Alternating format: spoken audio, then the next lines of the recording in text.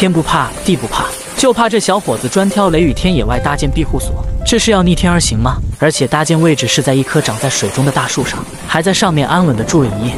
三炮今天专门看了天气预报后才出门的，说今天会有雷雨交加的天气，他自然是不肯放过这大好的机会，这不一大早就划船前往岛上。其实三炮早就在岛上找好搭建地点，只是最近天气太好了，不适合搭建庇护所。他一直都在等一个机会，好在今天机会来了。这棵长在水里的大树就是今天的目的地。你看看它独特的造型与位置，最适合搭建一座水中别墅了。先是把背包放在树杈上，要趁着下雨前收集一些搭建庇护所的物资。所谓人不可貌相，海水不可斗量。你别看三炮长得有点像肾虚公子那般，但也是个徒手能抱起2根木头的猛男，干起活来那叫一个干脆利索。这一眨眼的功夫，就已经装满了整船的木头，满载而归。看得出来，他选这个地方搭建庇护所，就是为了难为自己。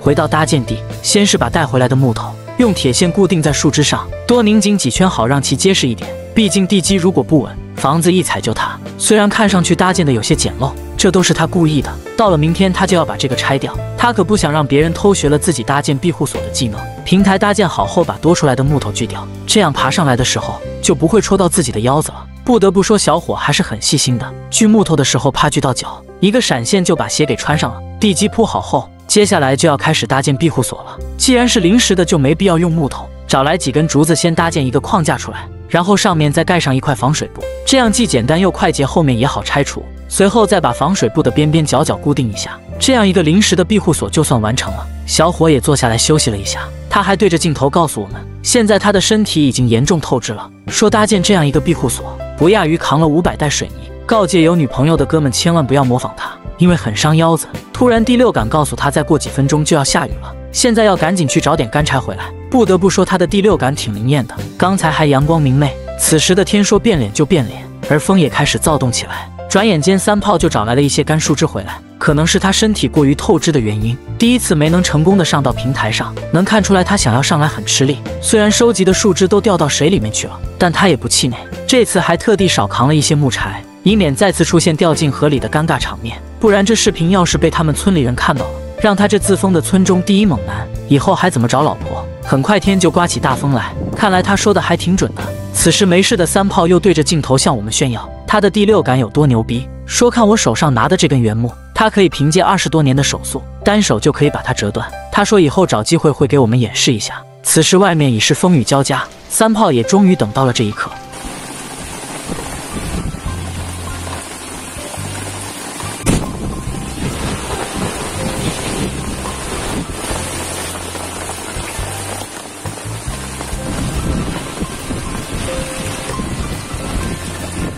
外面的雨是越下越大，此时的三炮也没闲着，他要用黄泥巴做个隔热层用于生火。由于今天的体力消耗过大，需要煮点吃的来恢复体力，他把3块石头放到隔热层上面，做了一个简易的炉灶，再折断一些树枝方便燃火，拿出自己心爱的小铁锅放到篝火上，再放进1块方便面和2根辣条，这就是今天的晚餐了。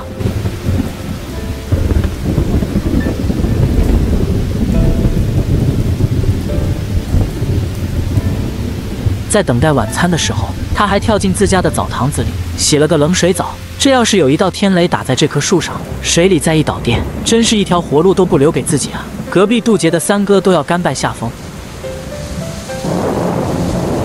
随后他又化身摄影师，为我们展示了他家澡堂子的优美环境，这绿色天然的设计，这干净卫生的水质。想要和他一起畅游澡堂的妹子，心动不如行动，赶紧留下您的联系方式在评论区吧。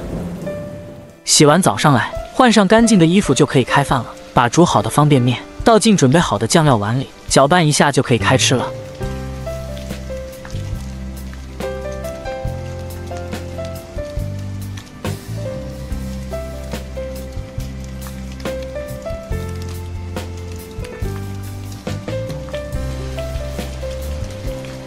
时间不知不觉中悄然流逝，雨水冲刷着一切，给予他们崭新的面貌。此时的天也已经黑了，三炮点亮了灯火，结束了这一天的劳累，也是时候休息了。虽然今天的透支有点大，但在这雷雨天里睡一夜，明天又是一名精神抖擞的帅气小伙。这是世界上最会享受的男人，因为他把庇护所搭建在一棵大树上，下面是清澈的湖水，饿了就可以钓几条鱼烤来吃，完全过着自给自足的生活。无论是刮风或者下雨，他都能安心的住在里面。甚至他女朋友想来这里和他一起度过美满的夜晚，最终三炮也都没同意。用他的话说，这只是属于他自己的快乐。虽然有些孤独和寂寞，甚至还有些冷，但独自躺在庇护所里，听着外面的雨声睡觉是真舒服。今天他一大早就背着包出来，不为别的，只为尽快的能住上自己亲手搭建的庇护所。他划着村长家的小船，直接来到湖中间的小岛上，找到他之前在这里搭建过的庇护所。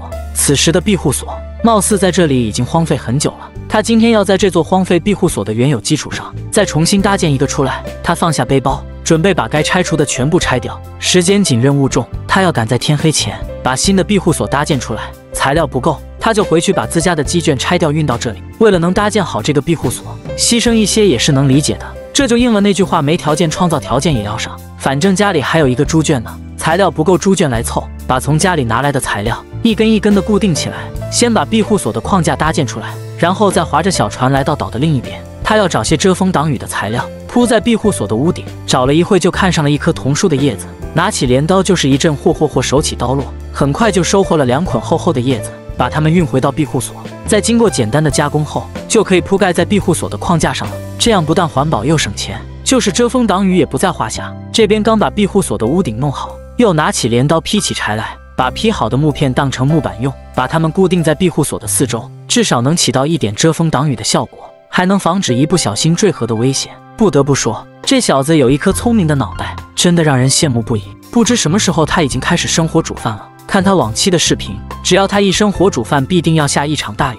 不知道是巧合还是怎么回事。话说就是天气预报，也不可能拿捏得这么准确吧。这边饭还没煮好，本来晴朗的天空突然就乌云密布起来，很快就下起了瓢泼大雨。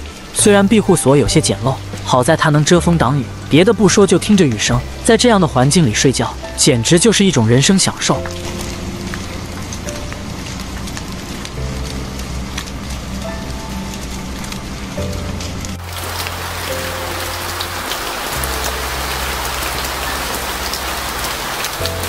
雨越下越大，甚至湖面上也都升起了水雾。三炮吃着碗中的泡面，看着远处的风景，不知道是不是在担心雨水下的这么大，自己的庇护所会不会被淹掉。在吃饱喝足后，雨水也渐渐停了下来。他拿起锤子和钢钉，继续加固翻新自己的庇护所。这次他利用木棍制造出墙壁的框架，在上面钉上木板，丝毫没有严丝合缝的排版，给人一种随意简陋的感觉。这也恰恰证明了他的聪明与才智。在这闷热潮湿的地方，庇护所四处的缝隙通过湖面，可以给他带来一丝丝的微风进来。如果真的太热的话，一不小心掉进湖里洗个澡也是可以的。是不是故意的根本不重要，要的就是这种感觉。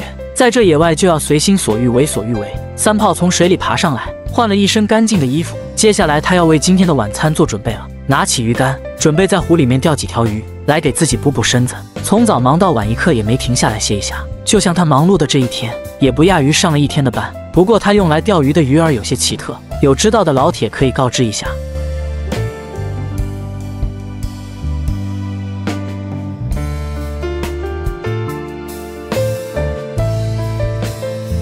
很快他就钓了6条小罗非，把它们剥皮抽筋，清洗干净，夹在竹片中间，放在火上烤制。等待鱼烤熟的过程中，他让我们从远到近，上上下下的观看了起来。在鱼烤的差不多的时候，往上面抹上秘制酱料。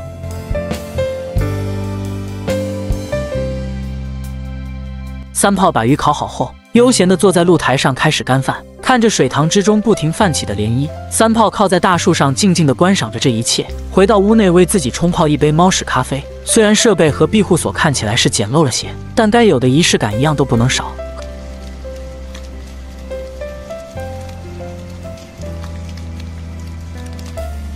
喝完这杯咖啡，天色也逐渐暗了下来。在昏暗的环境中，三炮打开了自己的马灯。为了防止蚊虫进入自己的庇护所内，他关掉了窗户。虽然没什么卵用，毕竟能让蚊子进出的缝隙实在太多了。由于雨水的原因，夜晚的温度有些低，准备睡觉的三炮特意穿上了外套，这才盖上了被单躺下，准备梦回周公。好了，视频就到这里了，关注我，让世界变得更精彩。